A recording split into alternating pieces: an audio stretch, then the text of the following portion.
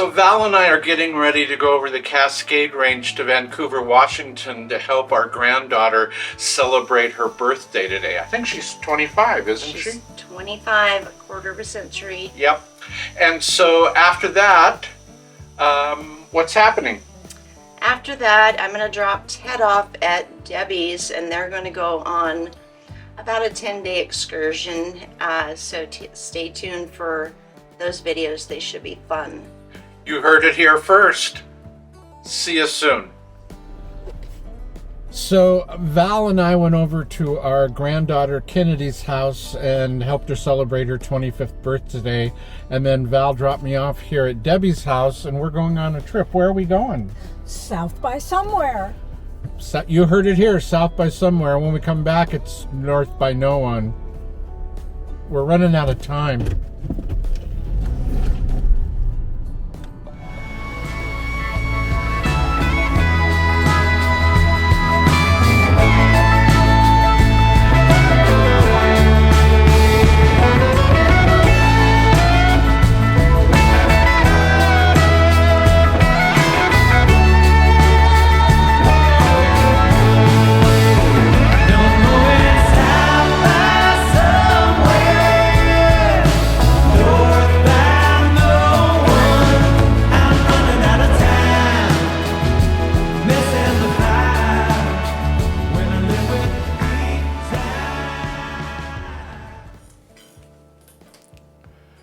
So regular viewers of this channel may remember that I said a few weeks ago that we were doing the 6 T's trip.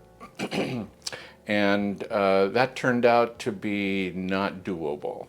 The 6 T's were Tucson to Tucumcari, Tehachapi to Tonopah. And what happened was, when I figured out how much time we had and how much time it would take to do all of that driving from Portland, there wasn't enough time. I have to be back at a certain time for a couple of doctor's appointments.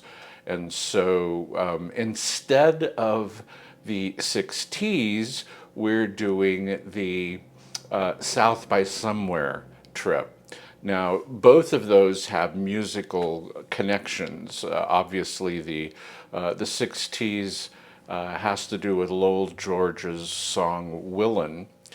South by Somewhere has to do with the Band of Heathens song "South by Somewhere." So today we're going to a particular place that kind of means a lot to me, although I've never been there, and I'll explain that a little later. But it also has a musical connection, and then later on this week we'll be up north from where we are today, and that also has a musical connection. Last night we ate at a Mexican grill in Bakersfield, and we passed Merle Haggard Drive, and we had Mexican food on Buck Owens Boulevard. And those of you who are familiar with music know that those two artists had a lot to do with the country western Bakersfield sound. So there's a lot of musical connections to this particular trip. I hope you enjoy it. I'm glad you're here. So we're out in the back roads, taking the back roads, and we just thought we'd stop and take some video of some of the rocks around. You can see that since we're in California, the artists decided they wanted to do some rock art.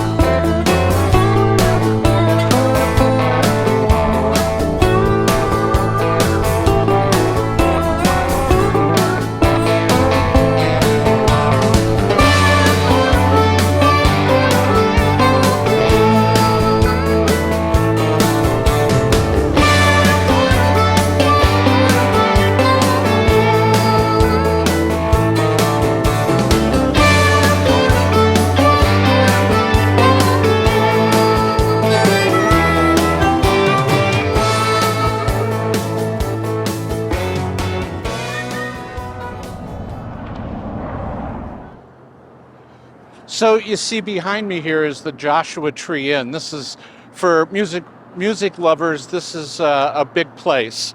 Um, there was a guy named Gram Parsons, and Graham was big in making country rock country rock.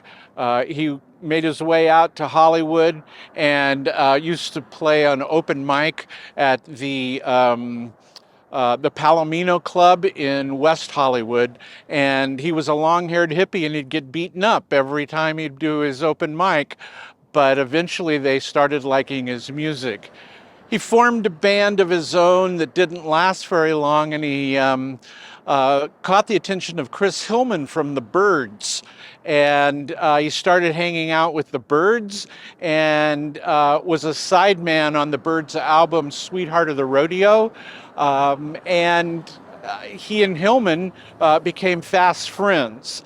After that album, he started hanging out with Keith Richards of the Rolling Stones, and he had a significant influence on Keith Richards writing Wild Horses and on the different arrangement for Honky Tonk Women. If you listen to the album that's on, there's one called Country Honk. It's alternative arrangement to Honky Tonk Women, and Gram Parsons had a phenomenal influence on that. But he and Chris Hillman went on to form the Flying Burrito Brothers, and that was a seminal country rock band. And Chris Hillman basically had already left the Byrds, and the Flying Burrito Brothers were very big. Everybody liked them, and eventually Graham left. He was in Washington, D.C. one time, and he found Chris Hillman told him to go to this club and see the singer.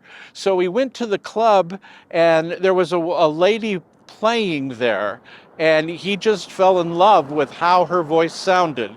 Turned out this was the unknown singer named Emmylou Harris, and he began touring. He brought her into his band as a duet person, and in between tours, he liked to get out into the desert, especially Joshua Tree National Park. Excuse me. And he would stay here at the Joshua Tree. And one time in between tours, also Graham used a lot of substances, and he always overdid it. And on one night in mid-September, he and his friends were here at the Joshua Tree, and he overdid it, and he died here. And there's some more of that story, and I'll tell you a little bit about that a little bit later.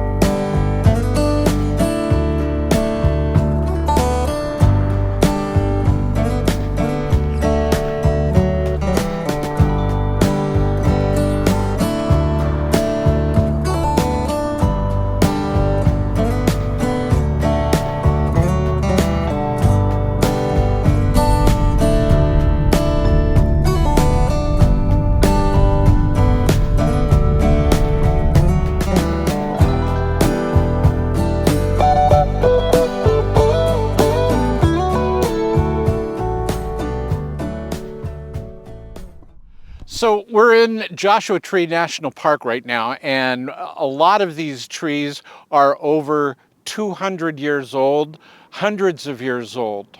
And one of the things that's happening with them is that the scientists are very concerned because they think that the drought that's happening in California is going to impact them, and they're worried they'll go extinct. These are beautiful trees. And they, like I say, they grow to hundreds of years old. So keep your fingers crossed. And we're going to go a couple of other places in the park. Glad you're with me. I think we're very fortunate to be here at this time of year when the Joshua trees are blooming, and we can see all the blooms and the blossoms and things. So we're going to take the Hidden Valley Trail now.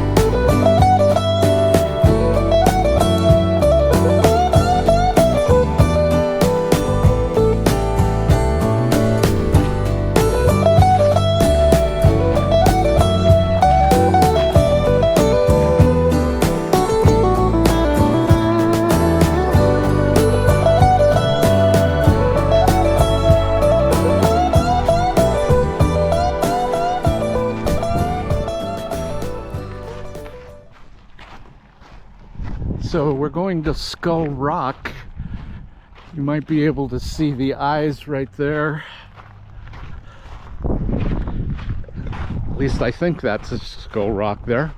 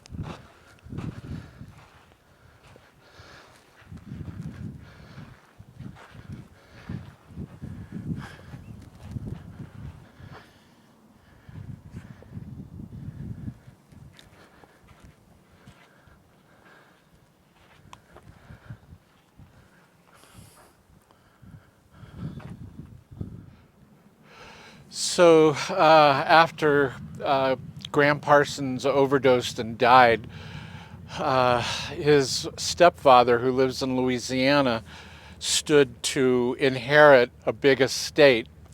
And so he had Graham's body taken to the airport and was going to ship it back to Louisiana. Phil Kaufman, who was there the night Graham died, had come out here to Joshua Tree multiple times with Graham, and Graham said that when he died, he wanted his ashes to be spread here.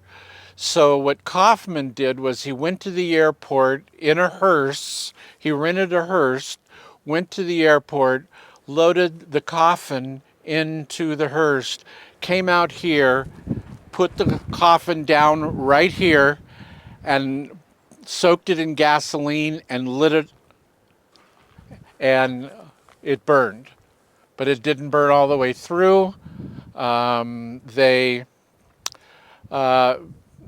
came out here, they arrested Kaufman. He got cited for something like abusing a corpse or something like that. It was a very minimal law that he got charged with and convicted of, and I think he had to pay a fine of $50 or something like that. A lot of people come out here. Many times there's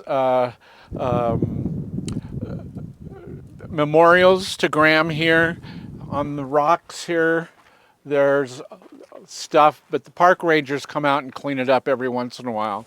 Interestingly enough, I've also been to Jim Morrison's grave in Paris at Père Lachaise Cemetery, and memorials pop up on his grave all the time, and the cemetery folks clean it up and more comes on. But today there are things here that as a memorial to Gram. And Gram Parsons was quite a guy, and we all wish he'd lived a lot longer. So that's today at Joshua Tree National Park, Joshua Tree Inn, and where they burned Gram Parsons' body. I hope you found it interesting. We're on our way to Tucson. We've got a couple of things going on there tomorrow. I think you're going to like that. That'll be next week. So thank you so much for watching. If you made it this far, give yourself a pat on the back and subscribe if you haven't already. So we'll see you next week.